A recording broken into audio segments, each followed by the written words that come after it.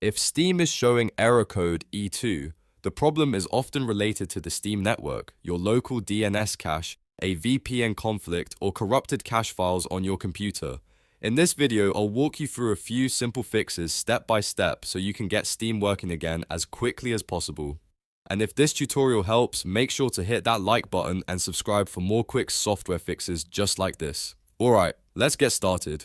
First, before changing anything on your computer, we want to check whether Steam itself is having a wider outage. Open your browser and go to steamstat.us. This website shows the live status of Steam services, so you can quickly see if the issue is on Steam's side rather than yours. If the network is down, the best move is usually to wait and try again later. If Steam is showing as online and healthy, then move on to the next fix. Next, we're going to clear your DNS cache because corrupted DNS data can sometimes interfere with Steam connections and cause this error. On Windows, click the Start menu, type command prompt, then right-click it and choose Run as administrator. When the admin command prompt opens, type ipconfig/flushdns and press Enter.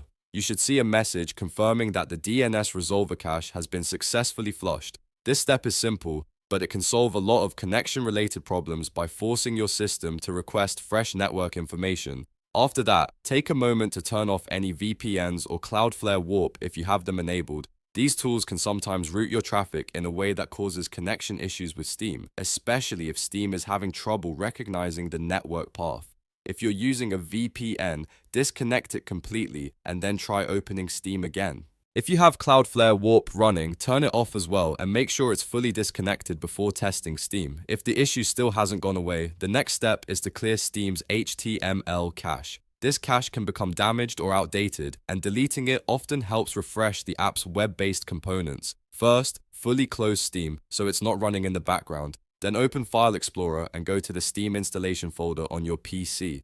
Inside that folder, look for a folder called HTML cache. Once you find it, delete the HTML cache folder completely. Don't worry, Steam will rebuild it automatically the next time it launches.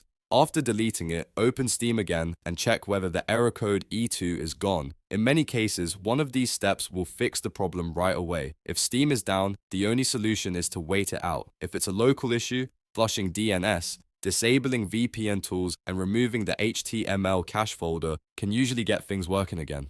If this video helped you, please give it a like and subscribe for more helpful tech tutorials. Thanks for watching, and I'll see you in the next one.